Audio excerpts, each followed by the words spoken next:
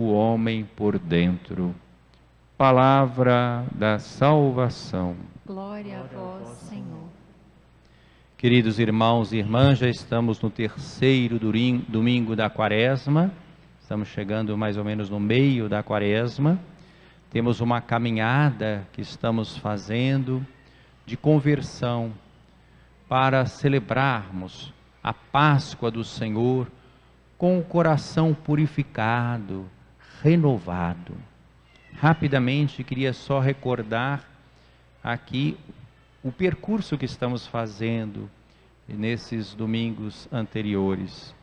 Quero lembrar, por exemplo, no primeiro domingo da Quaresma deste ano, nós fomos colocados diante daquela aliança que Deus estabeleceu com Noé. Vocês se lembram, não é? Apareceu na primeira leitura justamente a aliança com Noé. Então ficou claro que Deus não quer castigar ninguém, mas que é um Deus de ternura, que coloca no céu o sinal da sua aliança. Ele não quer a destruição de nada, mas Ele quer que todos passem pela renovação, né? Salvos também das águas, como esses catecúmenos que se preparam para o batismo. E Deus promete uma aliança tão ampla que abarca não só o ser humano, mas todas as criaturas, porque na Arca da Aliança havia os animais também, né? Então eu até enfatizei isso na reflexão naquele primeiro domingo, em relação à primeira leitura, né? Uma aliança que nós podíamos lembrar, um tema muito caro ao Papa Francisco, naquela encíclica Laudato Si, Louvado sejas meu Senhor, cujo ano estamos celebrando, que ele deu o nome de ecologia integral, quer dizer, essa harmonia de toda a criação. Então, lembramos disso. No domingo passado, nós ouvimos na primeira leitura aquele episódio do sacrifício de Isaac, que não se concluiu.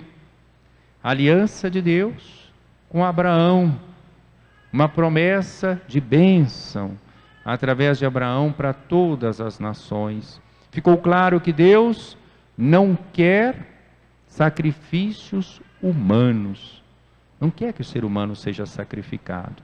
Vocês estão vendo, por que eu estou recordando isso? Não é só para um exercício de memória, não. É para mostrar como a liturgia está nos ensinando a mudar a nossa visão de Deus. No primeiro domingo, um Deus de ternura, que estabelece uma aliança. No segundo domingo, um Deus que rejeita sacrifício humano. E hoje, um texto do livro do Êxodo, que eu ligo também com o Evangelho, essa purificação do templo, da imagem de Deus. Olha o que se tinha transformado o templo de Jerusalém, num local de comércio. A festa da Páscoa, que era a festa mais importante do povo de Israel, a festa da libertação da escravidão do Egito, a festa em que o povo devia estar alegre porque deixou de ser escravo, uma grande festa popular de encontro com Deus. As pessoas iam em peregrinação a Jerusalém, lembrando a libertação do Egito. Se transformou num peso para os pobres, sobretudo. Porque faziam a viagem, e ao invés de ser aquela grande festa, eu fico lembrando das nossas festas de igreja, né? Como é bom quando a gente pode fazer as nossas festas de padroeiro, né? Aqui, encontra todo mundo, aquela festa da partilha. A nossa paróquia tem uma tradição belíssima. Cada festa de padroeiro, as pessoas vão e depois tem até uma partilha, as pessoas põem em comum, assim, coisa simples, né? Para as pessoas fazerem refeição juntas e tal, ali, e um congraçamento. Claro, nesses tempos de pandemia não pode nada disso, né? Pelo perigo. Mas é um sinal justamente da alegria do povo de Deus que se encontra com Deus, celebra a Eucaristia e vive a relação fraterna. Pois bem, o povo ia para uma festa assim, mas chegava lá, a festa tinha sido capturada, digamos assim, por aqueles organizadores da festa. Tinha uma porção de determinações. Eles tinham que oferecer determinados sacrifícios. A inflação, né, não é só agora que a inflação está crescendo, era altíssima naquele tempo. Então as pessoas chegavam com seu dinheirinho sofrido e tinham que comprar um animal que estava inflacionado para oferecer em sacrifício. Ainda vinha com seu dinheirinho, tinha várias moedas, tinha que trocar, tinha os cambistas para trocar. a moeda. E na hora da troca da moeda, eles cobravam uma taxa alta nessa troca, porque eles precisavam de ter uma moeda que desse segurança, que não fosse comida pela inflação. Era uma moeda pagã, lá de Tiro, e olha que não podia colocar moeda pagã no templo. Tem uma série de contradições, mas o fato é que a festa se tornou onerosa, difícil, né? E aquela gritaria ali, imaginem vocês como fosse uma feira, né? Vem aqui comprar, isso aqui, esse carneiro está mais barato, não sei o quê. Pode imaginar como fosse um mercado, né? Ali os pobrezinhos compravam pomba, que era mais barato, mas o preço da pomba ia lá em cima também. Para a gente entender o que Jesus fez. Jesus ficou indignado. Nós estamos acostumados a ver Jesus falando palavras de mansidão, mas hoje nós vemos um evangelho em que Jesus está indignado e Jesus faz uma corda, um chicote de cordas e começa a derrubar as mesas dos cambistas que trocavam aquela moeda, né? E começa a expulsar do templo junto com as ovelhas e os bois, com um chicote de cordas, espalhando as moedas, derrubando as mesas. Falou com os que vendiam pomba: tirai isso daqui, porque eram ali os pobres justamente que tinham que ir comprar aquelas pombas. E seus discípulos: não façais da casa de meu pai uma casa de comércio. Estão vendo como é que está sendo purificada a imagem de Deus? Porque qual é a imagem de Deus que as pessoas tinham? Eu vou ali, eu tenho que agradar a Deus. Para agradar a Deus eu tenho que oferecer um sacrifício. Então eu tenho que comprar um animal. Eles faziam um sacrifício danado, pensam que assim estão agradando a Deus. Estão vendo como é que cada domingo nós estamos melhorando a nossa imagem de Deus? Se a gente prestar atenção nos textos, porque conversão verdadeira não é só eu fazer uma espécie de remendo na minha vida. Eu estava fazendo isso errado, e agora eu vou corrigir. Faz parte disso também. Mas esse é um aspecto. A grande conversão é eu mudar a minha compreensão de Deus. Porque se eu mudo a minha compreensão de Deus, eu vou ter um relacionamento verdadeiro com Deus, autêntico com Deus, não de aparência, não de exterioridade, mas aqueles adoradores que Jesus deseja, que o Pai quer, os adoradores em espírito e verdade. Se fosse o ano A da liturgia, nós leríamos e proclamaríamos hoje, e poderíamos fazê-lo, mas eu não estou fazendo para dar oportunidade também a ouvirmos outros trechos do Evangelho. Poderíamos ler o Evangelho da Samaritana. Se fosse o ano A da liturgia, seria o Evangelho da Samaritana. E no diálogo de Jesus com a Samaritana, há essa pergunta: onde devemos adorar? Em Jerusalém ou no Monte Garizim, né? E Jesus falou: nem em Jerusalém, nem no Monte Garizim. Vem a hora, mulher, e é agora, em que os verdadeiros adoradores adorarão em espírito e verdade. Então tem ligação. Também estamos no Evangelho de João, só que aqui no capítulo 2, e o episódio da Samaritana no capítulo 4.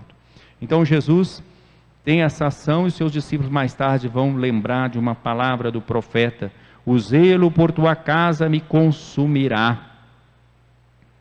Mas aí eles perguntam: que sinal apresentas? E Jesus fala então: destruí este templo, esse santuário, porque o templo era complexo, viu? Tinha várias dependências, tinha essa parte onde tinha esse comércio, tinha uma parte que era chamada o santo, era diferente da nossa missa. O santo, só os sacerdotes entravam, o espaço chamado do santo, só os sacerdotes entravam, ninguém mais podia entrar. E dentro do santo tinha o santo do santo, só o sumo sacerdote entrava uma vez por ano, né, para oferecer determinados sacrifícios. E ali realmente era um espaço sagrado, em que não podia entrar nada disso. Mas nos arredores tinha toda essa confusão, toda essa balbúrdia. Então o que Jesus está chamando a atenção? E aqui é o versículo mais importante: não façais da casa de meu pai uma casa de comércio. E Jesus vai falar também que no outro trecho do Evangelho, que a casa do Pai é casa de oração. Aqui foi: o zelo pela tua casa me consumirá. Porque todos os 4 evangelistas contam esse episódio, cada um do seu jeito, mas todos os 4 narram esse episódio da purificação do templo. Então Jesus está nos mostrando qual é o culto que realmente agrada a Deus, um culto feito de verdade. Destruí esse templo, em 3 dias eu o reconstruirei. Eles pensaram que era o templo material, 40 e tantos anos, né? Demoraram para construir esse templo, e tu o construirá em 3 dias. Mas Jesus estava falando, como diz o Evangelho, do templo do seu corpo, da sua morte e ressurreição. Ao 3º dia ressuscitaria. Quer dizer, qual é o templo, o lugar do culto com Deus? É Jesus, não há outro. não é o templo material.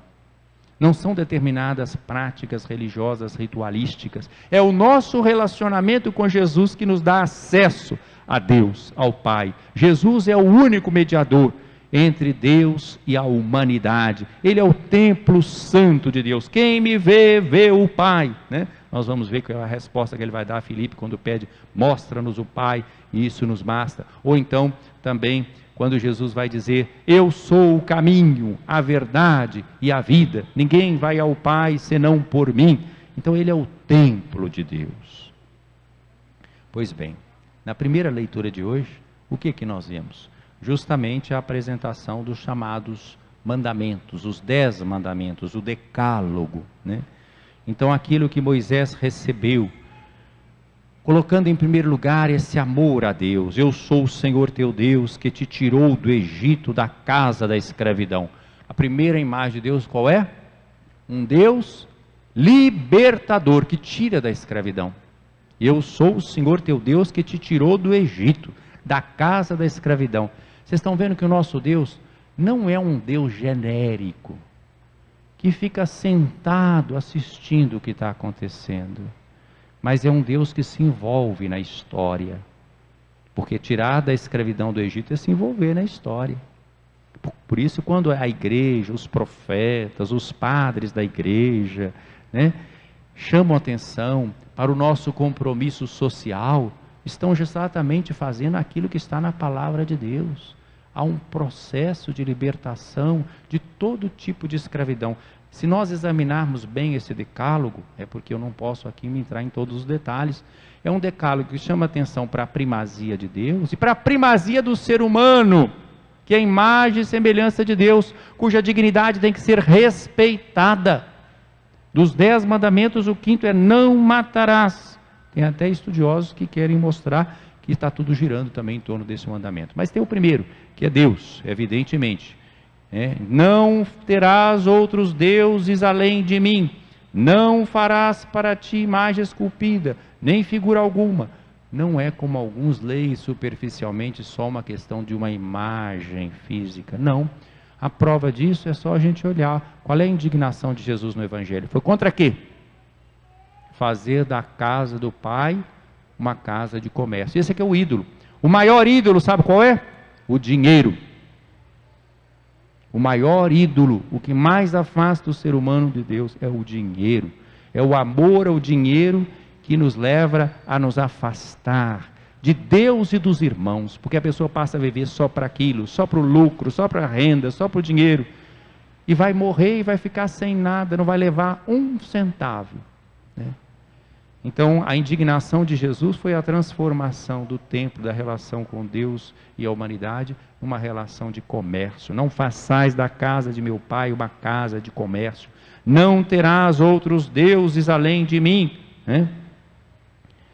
Não te prostrará diante desses deuses, nem lhes prestará culto, pois eu sou o Senhor teu Deus, um Deus ciumento. Castigo a culpa dos pais nos filhos até a 3ª e 4ª geração dos que me odeiam, mas uso de misericórdia por 1000 gerações com aqueles que me amam e guardam os meus mandamentos. É porque quem serve aos ídolos atrai para si mesmo e para os seus consequências disso. Depois, não pronunciarás o nome do Senhor teu Deus em vão, né? O nome de Deus deve ser um nome que a gente respeita. Nós não podemos querer um Deus que nós manipulamos, que nós controlamos, um Deus para o nosso uso, para o nosso discurso, para a nossa ideologia, para justificar nossos comportamentos, para justificar um comportamento político. Não, isso é tomar em vão o nome de Deus. Tem muita gente com o nome de Deus aí falando o nome de Deus em vão, né? O nome de Deus está na boca, mas longe do coração, longe do amor. E vem depois a importância de santificar o dia de sábado, né? Vejam como tem uma parte grande aqui relativa a isso. Vocês sabem que os judeus foram os primeiros a ter separado esse dia da semana de repouso, de descanso? Não era um costume entre os outros povos. Essa é uma novidade do povo da Bíblia, ter um dia em que o ser humano não está trabalhando, ele descansa e louva a Deus, faz o bem. tem que ser entendido corretamente, não é descansa, não faz nada, ele faz o bem. Ele faz o bem, mas é um dia que ele não vai viver só para ganhar alguma coisa, né? Ou só para trabalhar para o seu sustento. É um dia do justo repouso. Isso foi algo novo que entrou na religião de Israel, que depois vai se propagar, e é para o cristianismo também, para nós é o domingo. A importância do sábado é não só para Deus, mas é importante também para o ser humano, mostrando a dignidade nossa, assim como Deus, na leitura do Gênesis, fez o mundo, né, em 7 dias, uma comparação, no 7º descansou. Ao separarmos um dia para o louvor a Deus e descansar, nós estamos reconhecendo o que? A primazia de Deus. Estão vendo como é que os mandamentos estão ligados? Deus está em primeiro lugar. Em primeiro lugar não é o dinheiro, não é o poder, né? É Deus em primeiro lugar. E o ser humano, criado em imagem e semelhança de Deus, merece um dia de pausa, de descanso, de convívio fraterno, familiar, né? Vocês veem que até isso, numa sociedade muito comercializada, até o dia de descanso querem tirar, para pôr um dia também de trabalho, né?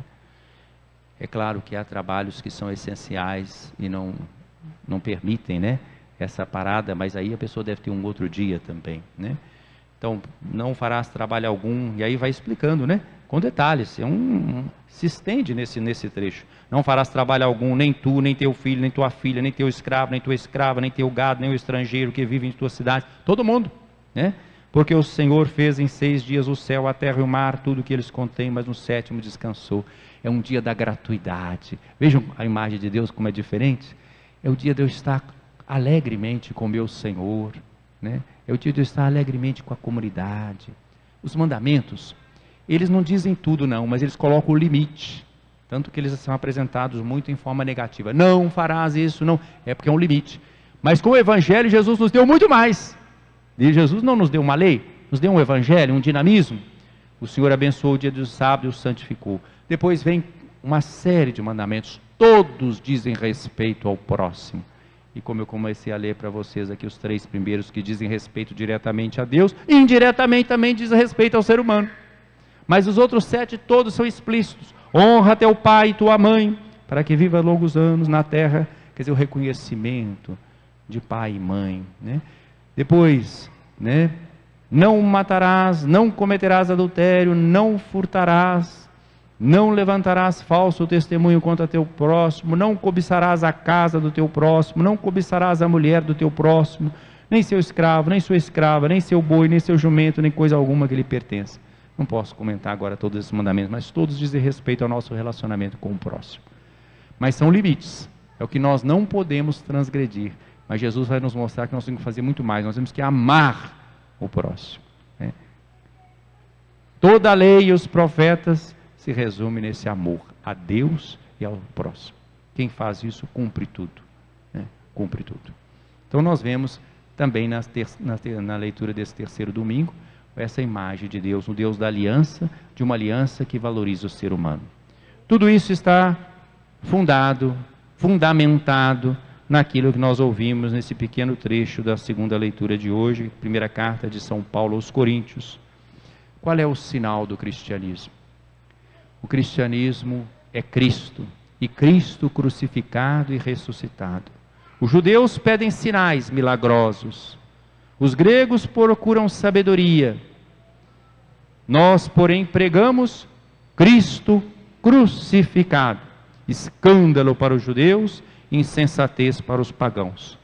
Para quem quiser uma religião fácil, só de uma prática religiosa exterior, a morte na cruz é um escândalo. Para os que querem tudo explicadinho, né? Tudo racionalmente claro, parece uma insensatez. O cristianismo tem um paradoxo, e esse não vai ser tirado. Para os que são chamados, tanto judeus como gregos, esse Cristo é poder de Deus, sabedoria de Deus. Pois o que é dito insensatez de Deus é mais sábio do que os homens, e o que é dito fraqueza de Deus é mais forte do que os homens. Nessa semana nós vimos, num dos dias das celebrações, a inveja que leva a querer matar José do Egito, a inveja que leva a querer matar Jesus. Mas quando Jesus é crucificado, quem é que inveja Jesus? Alguém pode invejar um crucificado? Alguém pode invejar um crucificado, ele escolheu o último lugar, e esse não lhe será tirado. É desse jeito que Deus salvou a humanidade, na aparente fraqueza aos nossos olhos, escândalo para os judeus, loucura para os gregos, para os sábios, aos olhos deste mundo, sabedoria de Deus. É nesse mistério, queridos catecúmenos, que vocês vão ser mergulhados pelo batismo, na morte e ressurreição do Cristo. Na morte, para o homem velho, dominado pelos instintos egoístas, para viver na graça, movidos pelo Espírito, no amor e na fraternidade. E hoje nós temos a alegria de ter aqui também o Sr. Evandro e Dona Terezinha, celebrando suas bodas de ouro matrimoniais. E nós queremos agradecer a Deus, porque isso também é o testemunho da cruz do Cristo. Porque uma vida de matrimônio tem os seus desafios, não é um mar de rosas, né?